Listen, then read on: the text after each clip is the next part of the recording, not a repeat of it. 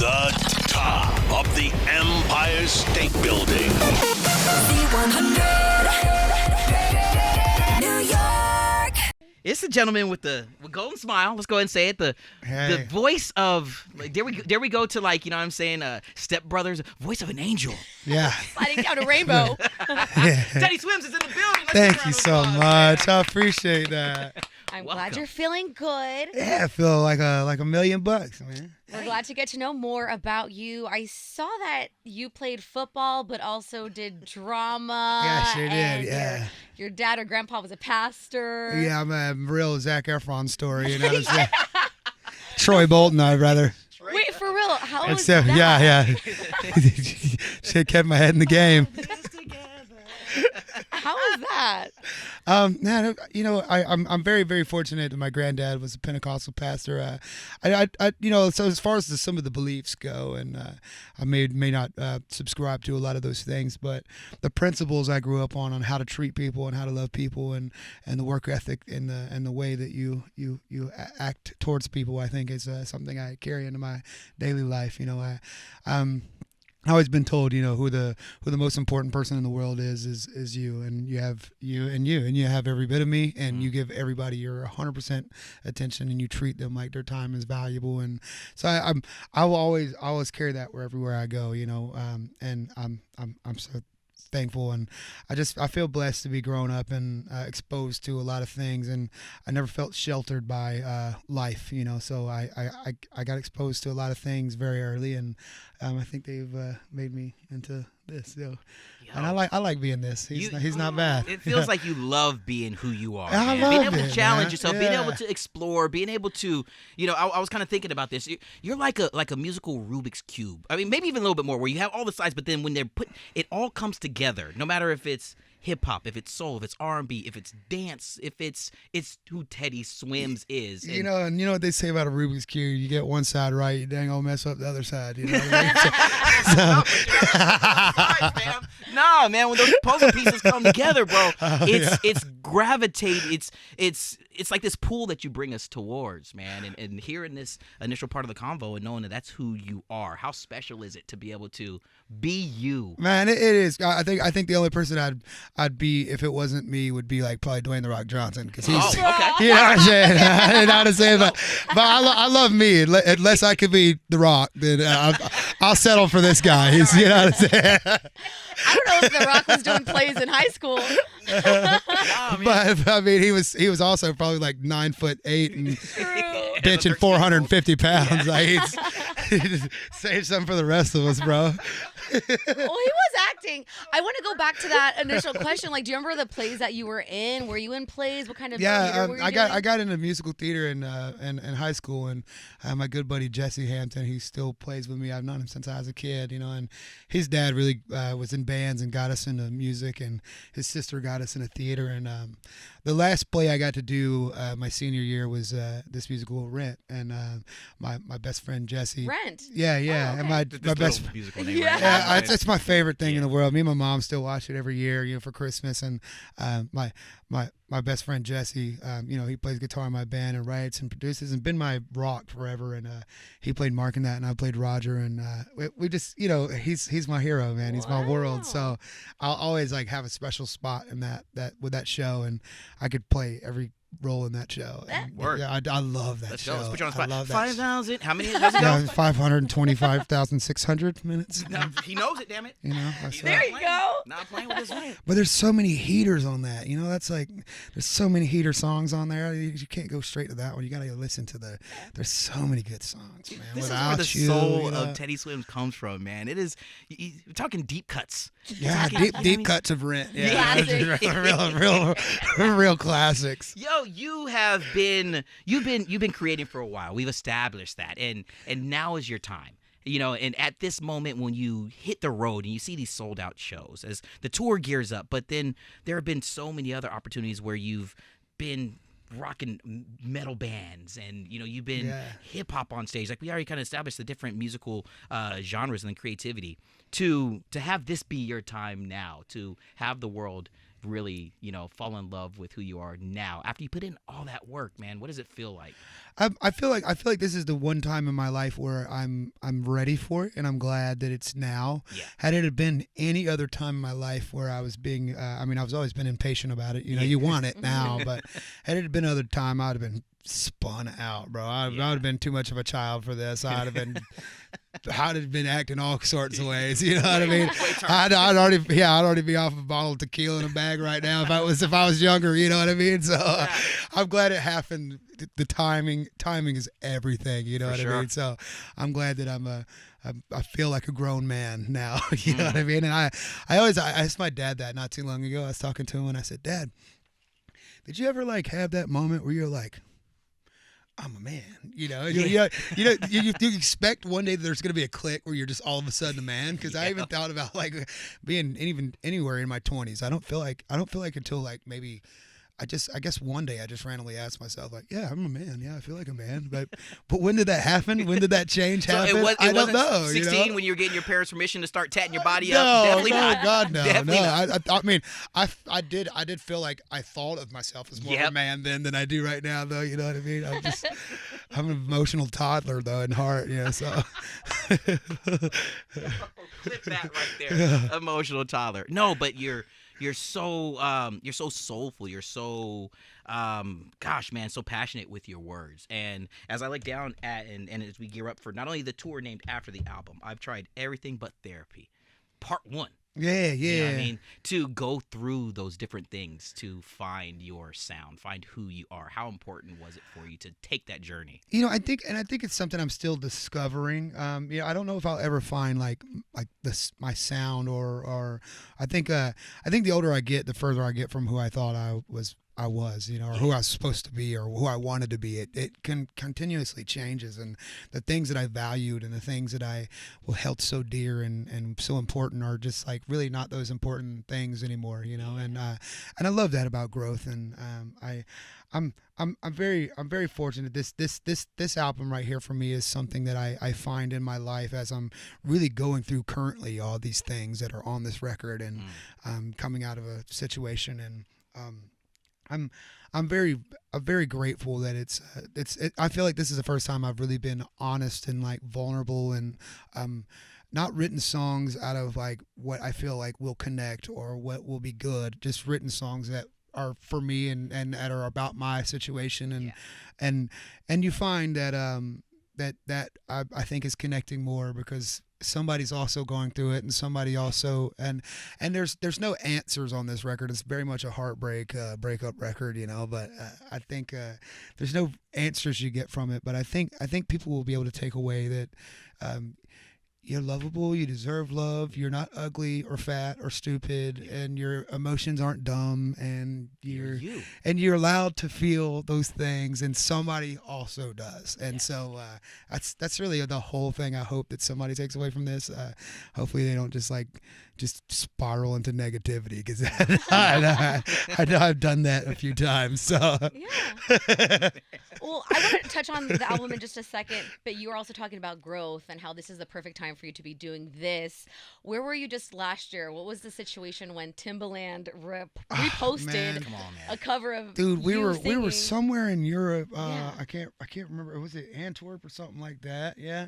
And God, I just sobbed and sobbed and sobbed when he posted that and that Journey cover. We had just posted it. It was like we put up two. It was there was a piano in our green room, and my best bud JJ started playing, and I just sang the first 2 lines of it, and then we uploaded it. And Luke called me, my manager right here, and he was like, "Bro, you guys just posted this 30 minutes ago, and it's almost at 1 million views on TikTok," and it just went wild. Yeah. Everything that I did in 3 years was trumped in 2 weeks, fourfold, and it was so insane, man. And I had a chance to, I talked to Neil Sean from Journey a good bit, and he's really been such a wonderful guy and mentor, and I went and me and JJ, actually this is such a funny story, man. Me and JJ went and did a Christmas tree lighting with them, and It was like right at Chase Stadium, I think it is, where the Golden State Warriors play. And Okay. so we're outside Where of it. many of us can't go because the ticket prices are way too high. And so we did this big old Christmas tree lighting, and it was a big old outside stage, and probably like 10,000 of San Francisco, all men, women, children, you name it. And I go and do lights, Don't Stop Believing, and Wheel in the Sky, and I was singing this with Journey. It was like the coolest moment of your life. Well, so I go down during lights, and I do this split. And I used to do these split all the time, and I had just taken my jacket off, and I split my pants, right? And I'm talking about, dog, from my kneecap, from the back, where my kneecap, the back side of it is, to all the way to the top of my crack. Damn. And and they had this, they have us on the big Megatron back there, or whatever and it it's is, in right? 19K because it's Chase Center. Yeah. Dude, and so they see it, they see them zoom in to just our chest, this area, and somebody comes over my ears and is like, Teddy, you ripped your pants. Put your jacket back on. And this is mind you, this is after the drum solo. So the drum's on a riser, right? And during lights, I go up there on the drum riser like this, to the guy, because you're giving I know they were like, that's him, officer. I probably showed my butthole to 5,000 children. It was really. Santa? Honestly, you play with your favorite band, and I think that's the most iconic moment in my career, man. But yeah, they definitely saw my whole. Yo! They saw it. They saw the works, my dog. Crazy. Oh my gosh. Play with Journey too, you're like. Journey. That's epic. I don't think you're ever gonna top that, honestly. No, you bro. can't, man. If you don't sell how about that, Mom? If you don't sell one album, one ticket on this tour, at least you have that. At least San Francisco saw my butthole. Not a lot of people could say that. Well, you will. Oh my You God. definitely will sell. There are gonna be people turned up. I mean, as she said, You've already had sold out shows worldwide. Congratulations. You did Germany, Asia, Australia, Ireland, the UK. How has that been? That's been so cool, man. And seeing it reflect over there and across the world, and it's been so beautiful. And we do this we do meet and greets everywhere we go with about 100 people, and it's so cool. You get about 15-20 seconds to interact with Really people, make that and connection, really make connections with people and hear these stories about how you really are affecting their lives. And Do you have one that stands out? yeah, I had gotten this so, and this happens quite often too, and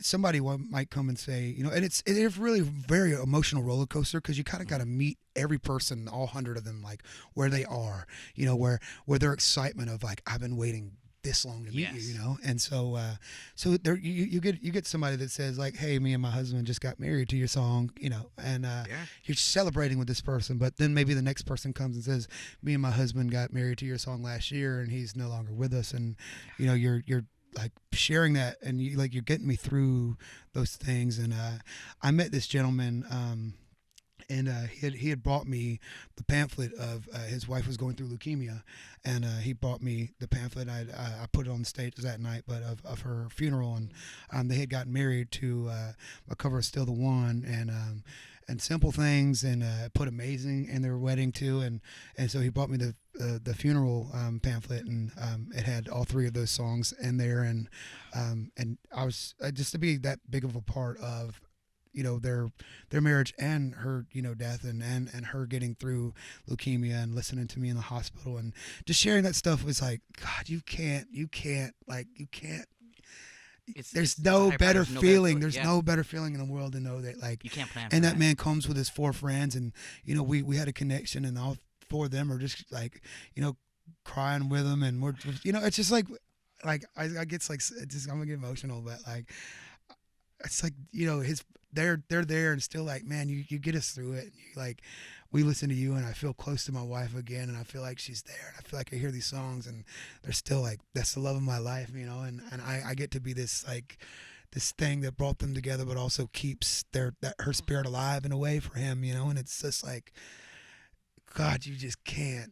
There's nothing in the world better than that right there. That's your Because why. you're there for the highs and the lows and the journey. God, it's so powerful, man. How amazing is it to be able to know that you're creating from a true spirit in your heart, and it's not a fabricated reason why you're connecting with these people, and to have that be even stronger, you know what I mean, knowing that it is so you don't think about those things, and you don't think of that about like that being your why you're doing it. I feel like I had a burden to say something, and I'm just glad it's connecting in that way, because I learn more and more and more like why when you're doing what you should do, you're like doing your purpose in your life, just things start to just like click. It's always like movie moments that just start to happen. You're like, this is not real, and so it's never to reach those type of things, but when you get those things, it's like those are the things you're just so surprised by, and I hope to continue to be surprised by moments like that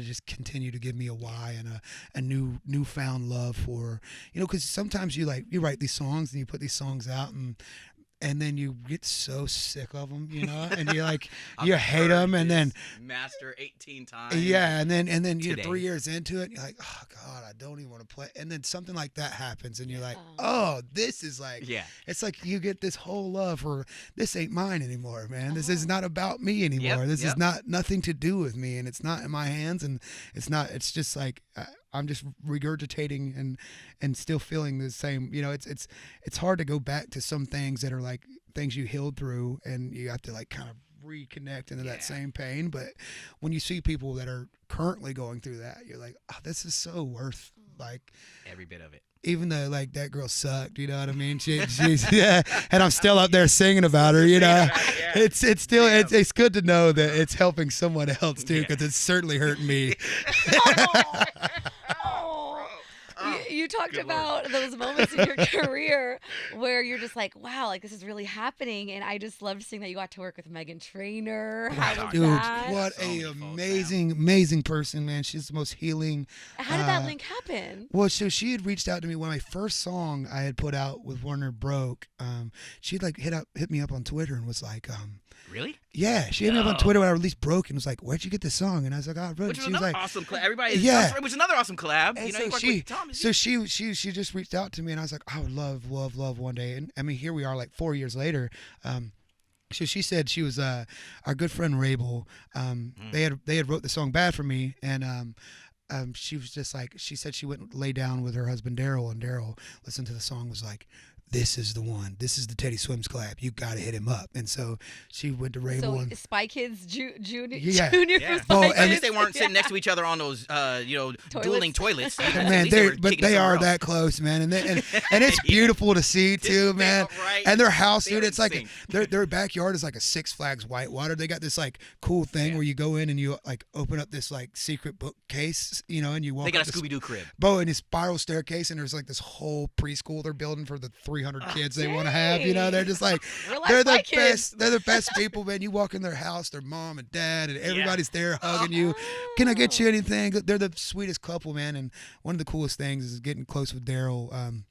I got a chance to go to his 30th birthday party right after we released the song, and he had rented out the Soho House Theater in LA, and his thing for his 30th, he got hoodies for everybody, and it's Junie, and it said the Spy's turning 30. Come on, and dude, it was so cool. So we all was wearing these hoodies, and we watched Spy Kids too. And I called my mom's, like I was like, yo, dog, I just watched Spy Kids with the Spy Kids. That was like the made it moment for me in my career. I was like, dude, mom's and Alexa Vega, like, she was like my biggest crush when I was a kid. Dude. Like I used to make my mom take me to the theater, and I said something so stupid. He was like, look, I got a surprise for you. Alexa's here, and I got so like stammered, and I accidentally told her when I was like 9, I made out to my pillow to her, and I was like, that was just not what you say, So I was like, she was very sweet about it and laughed about it, and obviously I'm 30, so it wasn't like she knew not to take it in a creepy manner, but I was just so like It's totally like that moment when somebody says, hope your meal is good, and you say you too, but it's to the waiter. That's what it was. Yeah. That's iconic. She was very, very, very sweet, and I was cool watching that with them, and still being. I just saw him right before Barry was born on his 31st birthday too, and they're the coolest. To have man. these moments when you think about, and in this moment now, as we're talking about the people you've been able to work with, you said Thomas Red and Rabel, and I mean we took some Timbaland to be to call these people people your friends now. God, it's so wonderful, man, and they really have been more mentors and shapers and developers of me and my mindset, and I will always talk that way about Rabel too. One of my closest, dearest. He is just such an emotionally intelligent and a guy who's just really batting for just for justice and truth, and for people to like be viewed as people, and he's just like such a heart of humanity, that guy. And friend. I know, and I'm just, and really my teacher, really I'm really just a student to Rabel and to so many people, I'm just so lucky. Well, you also worked with one of my favorite bands, Ex Ambassadors, and I saw that collab on Sam Happy Place. is so I was like, cool, please tell me everything, because so what, he'd hit me up, man, probably a year or two ago, right, Luke, when we started talking about Happy. He had this song and had it with Jack Ross, who was also, what a singer, man, the voice of that kid. And we finally ended up getting together and cutting it and doing the song. And he's so cool, dude. Sam is cool, and that band is so cool. And he had this idea for a chorus, and it's like a super like 80s like rock Journey-esque sounding song, and we ended up going back and writing something like that together. One day I hope to put it out, because I would love to do some like, I would still love to do some like 80s metal, but I don't know it's in how. there. It's in your heart still. Yeah, and so I hope, but he's just one of the greatest people to work with and write with and to call a friend. And just, man, like he talks to me all the time, and just like the kind of guy that just checks up on you and is just like, hey man, drink water, you know what I mean? Like that kind of, like, hey man, I love you, I'm thinking about you, man. I'm here for you if you need me. And as somebody, I'm very fortunate to have them as somebody who's stepping into where they've places that they have been and where they've been. It's all very brand new for me, and it's great to have some people like that to say like, hey man, I'm spinning out here. What did you do? How did you make it through this time? And it's just, as we think about that, we're I mean, we can talk for an hour and a half, dude. But as you know, I mean, this conversation is so awesome. We do need to really chat about this single, dude. We gotta talk. We gotta talk music, bro. Yeah, man, business, baby, business. Lose control. What does this mean to you to watch this be one of the songs, another one, like Callie would say, that people are like really the lead feeling single? I think it's man, I'm very very very honored, that it's happening the way it is and it's connecting the way it is, but it truly just comes from a place of I was in a relationship with someone that was where substance was the substance in our relationship, and we were spinning out on drugs and alcohol, and the highest highs were just so extraordinary on that, but the lows were very very toxic and awful and very bad, and we were both in a very bad place, and using each other to try to fix each other and get what we could out of each other, and so it comes from that place of not having real substance in your relationship and being very codependent in a relationship with someone, and I'm glad we were like able to mask that in a way that was where people could take it in and enjoy it, and it's be like a fun song to sing. And Julian Bunetta, which is my biggest champion, my dad in this music, man, he's been with me forever. And we wanted to do something with that chorus that was like, what you get out of like Tennessee Whiskey, like Chris Stapleton, where there's that big run in the chorus. And by the way, your runs, and it sounds weird to say your runs are dope, you know what I mean? But like, because the context of the word runs that people might take from this part of the conversation, but your runs, musical runs, man, flawless, thanks. bro. Yeah, we wanted to do something like with that song that is like, if you ever hear somebody at a bar or restaurant play like Tennessee Whiskey or karaoke, and you hear that run about to come up, you're like, you better nail that or don't bother singing it. If you and everybody's like, oh, just wait till the chorus, because if he nails this, he's good, So we really were hoping to go for something like that in this song, and I think we've nailed it. And when I hear, I mean, even when I hear people cover it now, I'm like, all right, now don't mess this run up now. Don't blow it. You better hit it now. Is that same thing that you hear in your ear, your mind, when you think of like, Michael Jackson? All right, man, don't mess this up, bro. Or you're thinking of any of these other covers that don't mess it up, bro. Yeah, of course, and I think that's what set me like a lot in some ways a very negative outlook when I first started kind of coming into my own original tunes, is that I like covered so many of the greatest songs ever that I just what's going on, bro? Yeah, like, you know, I'm just like, You know, what? so I just compared myself to like, well, this is not as good as that. So, and then I held myself like down for so long about that, and I didn't allow myself to write bad songs. And really, it's like the failures that are the only thing you learn from. It was Ed Sheeran. I was watching something yesterday. He said that he was like, nobody learns anything from success. So Yeah. There are no losses. I mean, you all your learn- failures. You learn in your losses. Yeah. Yeah. If you're truly committed to wanting to be the best, you have to be able to Yeah, learn so from I your just losses. try to, you know, I try to list like I love failure, and I love to suck. Is, you know, I like to write the bad ones. You know, you got to see them through, see it through. You know.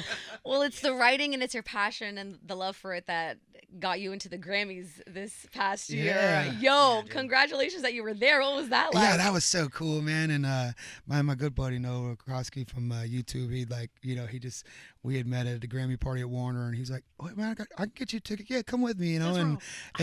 Dude, it was so cool to see, and it's so neat when I was walking down that red carpet thing, because you never know, like, and I always will say, if somebody ever sees me on the side of the street, like, please come up and say something, you know, talk to me. But I'm also that kind of person. If I see somebody, I'm like, I don't know, I don't want to bug them, and it's like, you know, he's like, I it's don't the wanna say anything Grammys, bro. stupid like I used They're to all make here out to to bug you. each other, Yes. you know. They want the clout. Yeah.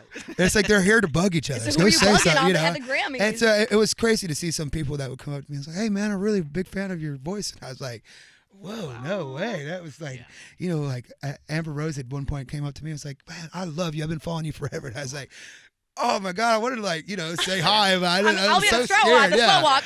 You know, and the Anderson Paak and I'm such a massive fan, you know. Musical genius. And I was just let him go. I was just gonna let him walk by me, not say anything. He's like, "Hey, dope boys, bro," and I was like, "Oh, dude, cool." You know, I was like, "This is so nuts. I can't believe that." What is so amazing is that, going back to the very crux of this conversation, it's you being you. And people are appreciating who you are for who you are, who you know you so, are. man. And that's what it is. That's why the tour dates are selling out. That's why this album is here. That's why when we see you at Terminal 5, there's not going to be at the heartfelt songs, a dry eye in the room, while the energy is going to be that's for electric sure, there. I man. mean, this is just who Teddy Swims is, bro. Yeah, And my just- daddy's son. shoot, there it is. My I mean, daddy's it's here. son. I've tried everything but therapy. What do you want people to take away from your debut album? I just hope that they know that somebody's also in that spot, you know, and I hope that they know that you can ask for help and you can be vulnerable, and you know the biggest strength you could have is being honest and being vulnerable, and I know it opens you up for a lot of hurt when you trust people and trust everything, but I think the heart of life and the inherently people are good and want to be good, and if you just give them the shot, then man, take that L anytime for somebody to prove you wrong, you know. That's why I just would always Damn, dude. Now, before we end things, I do like to do a nail cam. I see you have some polish, some chipped going Yeah, down. it's Let's see, the cameras are right there. yeah, I've been biting right through it though, so that's why I try to keep them painted. Do you do those yourself? Yeah, I just try to keep a little layer on it so I don't eat my fingers. Like I eat it all the way down to the knuckle, my dog. I chew the inside of my cheeks. I just go Not for mad it. at it. I don't have any tattoos. What about your favorite tattoo and your least favorite tattoo you have? Okay, so they're kind of the same one. So I got on my back. I started like 3 years ago, and it hurt so bad that it's. I still haven't been back because I'm just too scared to go back and do it. Oh, boy. And I was like, okay, so I was with my buddy Derek, who's done most of my work, you know, and it was such a joke, and I was hammered. I thought it'd be hilarious to do it, and it just wasn't. starts. It wasn't that damn funny, you know. Yeah, that's how it So I got starts. this picture, and you probably have seen the meme where it's Jesus crossing up the devil playing Mm-hmm. basketball, and I got it blown up massive on my back. Like the whole back is just, and there's so much more work to do on it, and it's just like just the stuck joke there is just in not its that moment. funny at all. You know what I mean? no. Like, and I'm not shirtless that often. You know what I mean? So it's like, it's just not that funny of a joke anymore. Like when I thought I was like 8 hours in it, I was like, this isn't funny. This And the pain joke, is the hell. joke is dead. It's At not least good. you can't see it. You can't see Yeah, it, so but it's fine. that's a great tattoo though. When I finish it, it's just and we that's- got Jordan 1s we added on him too, because of course, like Wow. Jesus would be in his garb in Jordan 1s. Of course he Listen, would. hype beast. Oh my Love God. it. And that's also your favorite one. Yeah, that one, and I also have a picture of my my best pal Derek too. So when he was doing all these tattoos on me, he's like very very good at portraits and draws portraits, but he was kind of scared to take the step in like doing portraits. And I was like, well, hey man, you just do a portrait of yourself on me because you're not gonna make yourself look stupid. And he did it. He's like, man, that's pretty good. So now he's done a Dave Chappelle portrait on me and a bunch of portraits for people. And we're next, Max. Great. I'm with it. He's really great. Right there on your cheek. Yeah. So that way when you grow the beard out, it didn't covers Dennis it up. Rodman just do that with his I his think it was girlfriend? girl. Oh Yeah, man, like, goals, yeah. relationship goals. Oh my god. But not for real. Teddy Swims, congratulations on the success, on the single, on your debut album. You're ready for tour, right? You have like 40 cities coming up. We're just in between right now. I'll stay on that. Yeah. Stay on the go. Remember, if we need to call you up and remind you to hydrate, we'll do it too. Oh man, I drink my water, man. You can There we treat go. your body like hell as long as you put some water in it, man. We're like 85% water. Drink water, y'all. Period. That is Uh-huh. that dude, ladies and gentlemen, in the Z100 Artist Interview Lounge. Let's give him one more round of applause. Teddy Swims, baby. Thank you for having me. From the top of the Empire State Building. Z100.